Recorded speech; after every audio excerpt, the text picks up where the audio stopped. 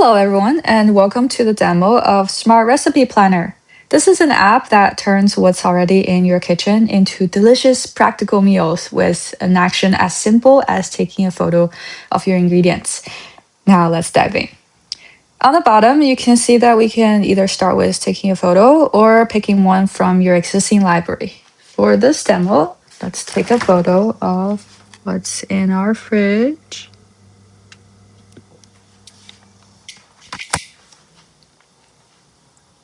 Now the photo is being scanned and the ingredients are being detected. And voila, we have our list of detected ingredients. Now, if you're ever unsure about the ingredients that have been detected, you can always edit it and tell it what else you have. In this case, I also have green onions. So now we've updated the detected ingredients list. It's updating the recipes. And now we can see that 5 recipes have been generated from the ingredients we have on hand. We can now browse through them quickly. Each card shows the meal, the difficulty levels, the time it takes to cook them, and the cuisine at a glance. Now, if a recipe catches your eye, you can tap in and see the full recipe. It gives you a bit more details and shows you the ingredients exactly required. And it shows you the exact steps to follow to make this meal come true, the cooking tips to make it a really gourmet meal, and the nutrition facts. Hold on to that thought on the nutrition piece. We'll come back to that and why it matters. And if nothing here really resonates with you, you can always hit refresh and you'll get 5 brand new recipes. And those won't repeat with anything you've already seen. But you can always reference back to the earlier recipes and pick one from those two. So far, we've been choosing to work entirely with the ingredients we already have. But say you're in the mood to get inspired, to step out of your comfort zone and pick up a few new ingredients. Just switch to I'm open to buy more ingredients, and you'll get a whole different set of recipes. This is where users can expand their palette and discover more creative ways to cook. As you can see, now we're required to get soy sauce, but who doesn't like soy sauce? They're a wonderful addition to the kitchen. The reason why I built this app is because figuring out what to eat is a genuine everyday problem for basically everyone. We all have to eat. The average US household throws away 30 to 40% of the food they buy, and I don't know what to make out of the things in my fridge is one of the biggest reasons people waste food, don't make the best financial decisions, and don't have the best eating experiences. This app removes that fatigue by browsing through what you already have in your fridge. It skips through searching and browsing through recipes online, the mental work of matching the recipes to what you actually have. And Smart Recipe Planner collapses the whole process into just taking a photo and browsing through the recipes. The wasted groceries and wasted time turn into real savings for the user. Or it turns into high intentional, high precision grocery ingredient orders. For example, we see here we need ginger, soy sauce, sesame oil, optional rice vinegar, and chili oil. Either way, we're providing a seamless, enjoyable meal experiences everyone will come back to every time they're facing their kitchens. Additionally, we can collaborate with nutritionists and healthcare providers with the nutrition value that we're tracking for the user. We can also collaborate with grocery delivery services and also chefs and cooking subscriptions, cooking education platforms to not just inspire the meal, but to complete it with last mile services, delivering the exact help users need to create the perfect meals and bring joy into clearing out their fridge. On the top right-hand side, now we have a setting option to provide your API token. This is a choice I made for the demo because I don't want my own cloud account to be used for lots of usage of the app, but this is for sure going to change if this app were to go into real production. So now let's talk about how this is actually built, starting with the tech stack and why I picked what I did. This app is built with Expo and React Native on SDK 54 specifically. I went with Expo's managed workflow because first the assignment pointed me towards it, but also because it lets me ship a real native iOS app that runs and tests on my phone without a Mac build pipeline, without Xcode, and without going through App Store review. I have shipped app to the App Store, so I know firsthand how long the review can take. And I picked SDK 54 deliberately because it's the version the current Expo Go app supports. So anyone can play with my build on their phone by just scanning a QR code. For the intelligence of the app, I integrated with Cloud API, specifically the Cloud Haiku 4.5 model. I chose Haiku over larger models intentionally for speed and cost.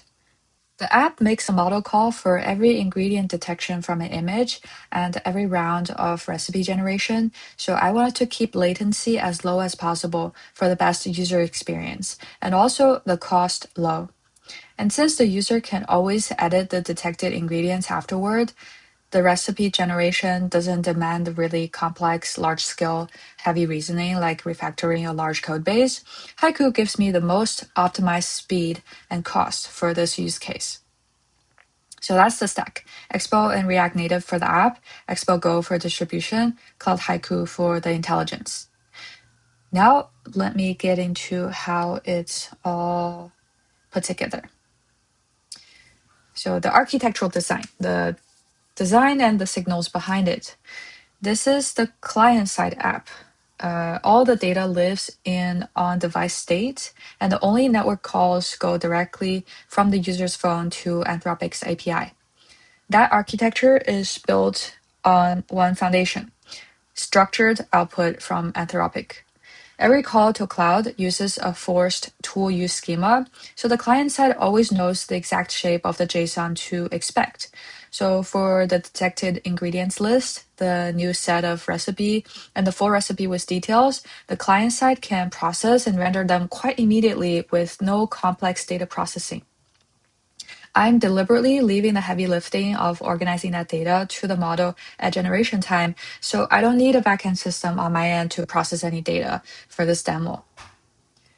There are 3 cloud tools I wrote. One for detecting ingredients from a photo, one for generating a new recipe list, and one for expanding a single recipe into a full, detailed recipe. Separating the tools by function keeps each use case clear and intuitive in the codebase. On the app side, the code is organized into 3 screens: home, recipe detail, and settings. And all that data lives in on-device state, which resets whenever the user takes a new photo or restarts the app. I also keep the list of already known recipe titles because that's how I prevent the duplicates. When I make a call to generate new recipes, the prompt is assembled from a few parts.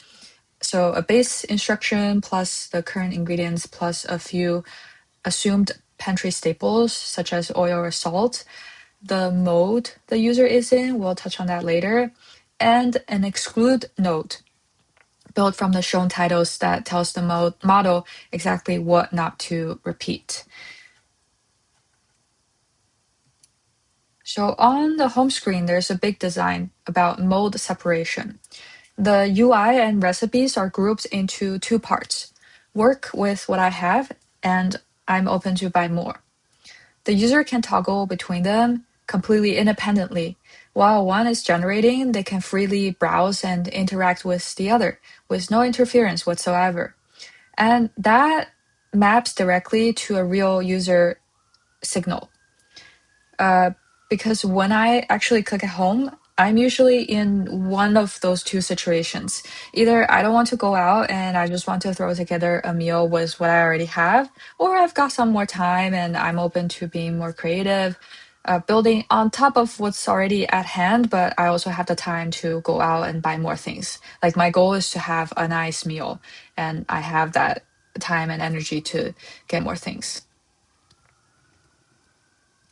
And so after architecture, let's talk about technical trade-offs. What I chose not to do and what I would do to productionize things. First, let's talk about some asynchronous designs. The two decisions I'm about to talk about are both about perceived speed versus cost. So first, I prefetch recipe details. The moment the newly generated 5 recipes appear on screen, I quietly start generating all 5 full recipes in the background. So by the time user browses the list and taps into one of them, it's usually already loaded. I don't generate the full details together with the recipe list because I want the list itself to appear as fast as possible. Instead, I use that window of time while the user is browsing to prepare the details and avoid them from seeing a loading screen. The trade-off is that I might generate a couple of full recipes the user never opens, a few extra tokens spent there, and briefly held data. But I think that's worth an instant user experience, a seamless UI experience. And the opposite decision from that is I deliberately don't preload the mode the user isn't on. When someone is cooking, they're usually in one situation or the other. If they're working with what they already have, they're probably not planning to go out and shop. So I don't generate for the other mode in the background. That saves on the generation cost with the small trade-off of if the user is switching modes, then it takes a few extra seconds to load. And then let's touch on the biggest technical trade-off, having no backend or database for the current state of this app. There's no backend, which means the API key lives on the user's device and nothing gets persisted. For a demo, both are deliberate. I wanted users to link their own Anthropic account and start immediately. And since each person is completing just a single session on their local phone, and there's nothing that really has to be saved. But in production, both become real problems. And I would definitely add the backend and the database. So I would break the production version into 3 areas: the model layer, the user data, and the recipe data. So first, the model layer. In production, the whole AI integration moves to server side. So first, the API key never lives on a client. On top of that, we would add rate limiting and per user cost controls and integrate more providers than just Anthropic. I would also stop using one model for everything and make the model task optimized. So one for ingredient detection, one for recipe generation, and a small fast model to use to verify that new recipes don't duplicate anything we've already shown to the user. So turning that no repeat guarantee from a prompt instruction into an actual verification step. I would always assign the most cost and time efficient model to each task and update them as more state of the art models come out. And then, secondly, the user data. Right now, there's no accounts and no persistence through sessions whatsoever. Everything is scoped to one device in one session. That is great for development speed and fast UI. But in production, I would design each user account as an object in our database, holding login info, history, and preferences. For example, I would let users bookmark recipes they like and feed the semantics of those liked recipes into future recipe search and generations. So we prioritize recipes with a higher chance of matching their taste. I would also let them set preferences in settings. So cuisine, cook time, cooking method, and include those into the prompts for that user. Additionally, I would let users save their own pantry staples, things like tomatoes, rice vinegar, kimchi, just something that your household will always have, and they get added to the detected ingredients list automatically every time.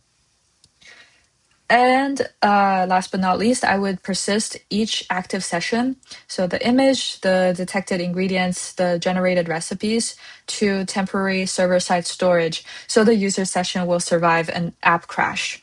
That's the standard user experience. And for the recipes, I would add a UI feature to sort and filter through the list by cook time, difficulty, cuisine, and servings, and how many ingredients you would need to buy. And then, third but not least, recipe data. Right now, I generate every recipe fresh from cloud, which keeps this version very simple. But as the user base scales, always generating from scratch gets pretty expensive. So for production, I would stand up a database of recipes, including top rated recipes from the web and the recipes our own users bookmark, stored with ingredient lists and their matching recipes in hash tables. Then for a new request, I would search the database first and only generate if there's not enough matching recipes. As we scale, that keeps compute from being wasted generating things from scratch, but we already have. So that was everything I wanted to cover. Thank you for going through the demo and this deep dive with me, and hope you have a great day.